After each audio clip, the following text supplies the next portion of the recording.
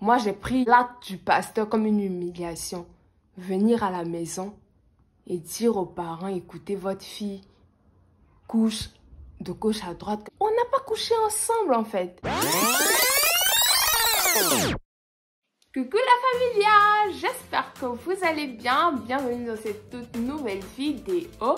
Aujourd'hui, je vais vous raconter la plus grande honte de ma vie. Alors, la plus grande honte de ma life, qu'est-ce qui s'est passé? J'étais au lycée en classe de seconde. J'ai fait la rencontre d'un garçon. Nous sommes connus par le biais de Facebook. À l'époque, c'était Facebook, on chattait, nanana. Puis, on s'est rencontrés. C'était le même mood, tout allait bien. Nous sommes restés en contact, on a décidé de se mettre en couple. Il y avait des forfaits d'appel de 22h à 5h ou 6h du matin. On passait tout le temps à parler, à peine si on dormait. Et lui, il était en première année universitaire. Un dimanche, on s'est rencontrés. Comment?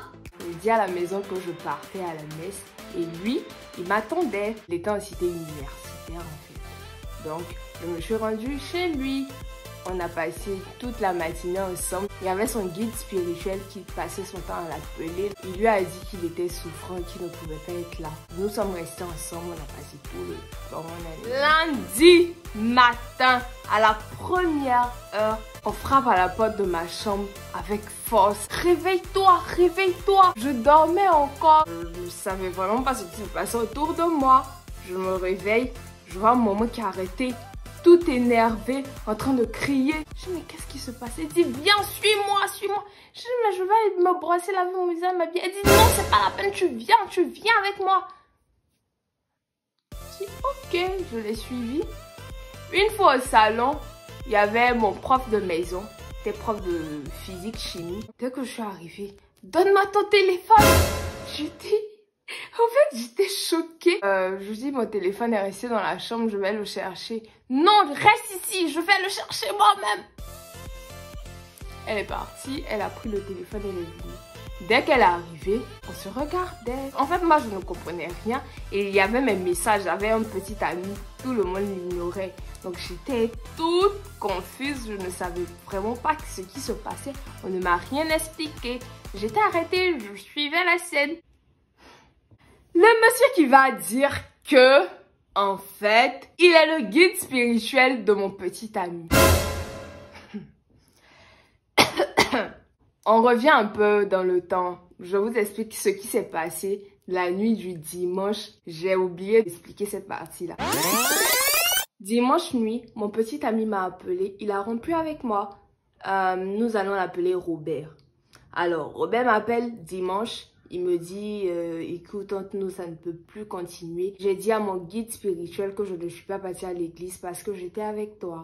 Il m'a demandé de rompre avec toi parce que c'est un péché, c'est pas bien. Donc, moi, je ne peux pas aller à l'encontre de ma confession religieuse. Il va falloir qu'on se dise adieu, qu'on se laisse et tout. J'ai dit, tu es sûr? Il dit oui. J'ai même parlé de toi. Je lui ai dit où tu habitais, tout. J'ai dit, ok. Il n'y a pas de souci, d'accord. J'étais toute triste. J'ai passé toute la nuit à pleurer. Donc, j'ai hyper mal dormi. Le matin, on me réveille encore. À peine si j'ai dormi, on me réveille. J'avais la migraine. Et j'arrive au salon, les yeux fermés. J'avais même pas mes lunettes. On me dit, écoute, je suis le guide spirituel en question dont on t'a parlé hier nuit. Lorsque ton petit ami rompait avec toi, j'étais là, j'entendais, j'étais en ligne aussi, en conférence. J'ai tout enregistré. J'ai fait écouter à ta maman.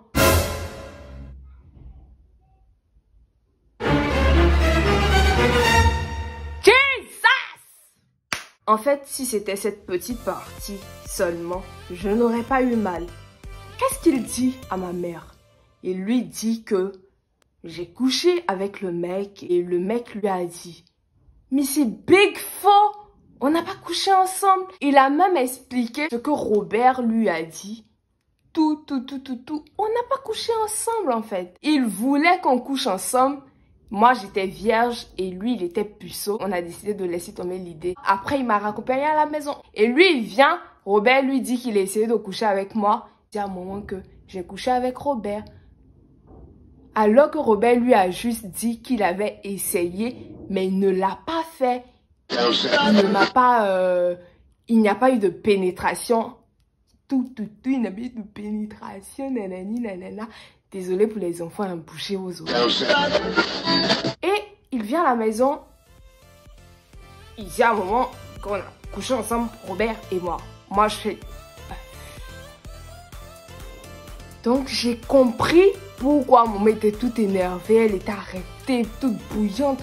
Donc, c'est ce que je fais. Je dis que je vais à l'église. Je vais chercher les hommes. Tu alignes les hommes. Tu couches avec combien d'hommes? À l'époque, ma malchance, c'est que j'avais une infection urinaire que j'avais chopée à l'école. On avait fait une visite médicale et j'ai expliqué le problème. Elle m'a dit que c'était à cause des toilettes de l'école qui n'étaient pas forcément hygiéniques. Et maman a mis tout là-dessus. Elle a dit que c'est parce que je couchais déjà avec les hommes que j'avais les infections urinaires. Je ne me reconnaissais pas dedans. J'avais honte. En fait, j'avais honte parce que avec maman, on parlait pas. Avec mes parents, il n'y avait pas de ce lien-là de copains, il n'y avait pas ce rapport de confession au niveau des chichis qu'on faisait entre adultes. C'est vrai que j'ai toujours voulu parler de mes relations amoureuses, de mes flirts avec mes parents, mais pas de cette manière-là, pas aussi brusquement. J'étais arrêtée, j'étais choquée. Je ne savais vraiment pas quoi dire, par où commencer. Maman tout énervée qui casse mon téléphone. D'ailleurs, mais c'est parce que je suis à le téléphone que je fais ça. Elle casse le téléphone. Je suis arrêtée. Je suis là. Du moment où on m'a pas encore découpé, c'est bon. On m'a pas encore découpé. Je suis contente, c'est mieux. Elle appelle automatiquement mon père. Allô? Tu sais ce que tu as pu faire? Ok, à midi quand tu rentres, je t'informe. Je t'envoie déjà les messages pour que tu suives un peu. Elle envoie les messages. Tac, tac, tac, tac, tac, tac.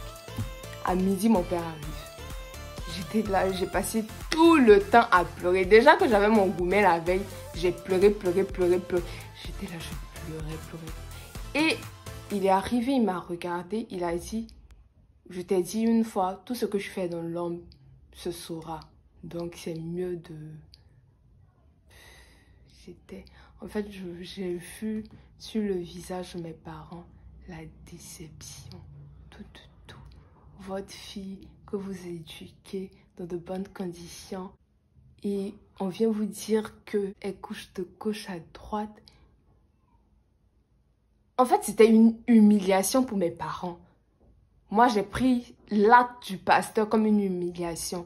Venir à la maison et dire aux parents, écoutez, votre fille couche de gauche à droite et elle veut gâter mon filleul. C'était une humiliation pour moi et pour eux aussi.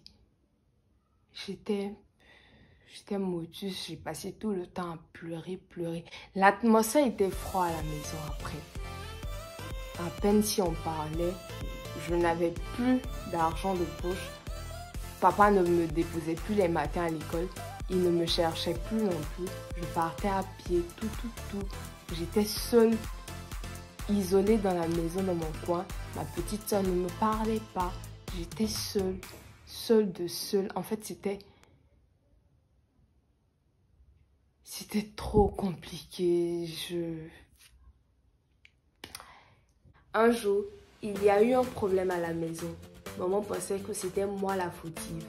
Elle a commencé à me gronder comme toujours. Depuis l'incident qu'il y a eu avec le pasteur, j'étais à la base de tous les malheurs de la maison. Que ce soit moi ou pas moi, j'étais au centre. J'ai commencé à pleurer, j'ai commencé à crier. Pourquoi vous me maltraitez? Pourquoi vous ne me croyez pas? J'ai rien fait. J'ai rien fait avec Robert. Le pasteur a menti. Et maman aussi. Elle était tellement triste. Elle s'est remise en cause. Elle s'est excusée. Elle a dit franchement, elle-même, elle aurait dû chasser le pasteur. Après tout ce qui s'est passé, il n'était plus mon prof de maison. Quelques mois plus tard, Robert est revenu vers moi s'excuser. Je lui ai dit, écoute, c'est pas la peine de m'écrire. Tu as gâché ma vie. Ça va. J'ai plus besoin de toi dans les parages. Merci, merci. C'est pas la peine de m'écrire. Faudrait pas que demain, on vienne à la maison dire que cette fois, je t'ai tué. Je ne t'en veux vraiment pas. Je t'ai pardonné, ça va. Merci. Il était quand même choqué de ma réaction. Il a demandé, mais pourquoi tu réagis comme ça? Je m'excuse, j'aimerais être ton ami. J'ai dit, non, on ne peut pas être amis. Après tout ce qui s'est passé, après tout ce que tu as fait pas mal à ma famille, je suis sûre qu'on peut être amis, toi et moi. Qu'est-ce qu'il a pu bien faire à ma famille? Je lui explique tout ce que le pasteur a fait, tout ce qui s'est passé. Il a dit sincèrement ignorer tout ce que le pasteur avait dit. Nous sommes restés en contact. Il a voulu revenir en couple avec moi. J'ai refusé parce que, bof, nous sommes restés en contact, nous parlons par moments, nous sommes restés potes. Pour plus de story time, likez cette vidéo, commentez cette vidéo, partagez-la, abonnez-vous surtout. C'est gratuit, c'est simple. J'espère que vous avez aimé, vous ne vous êtes pas trop ennuyé. On se dit à vendredi. Je vous embrasse.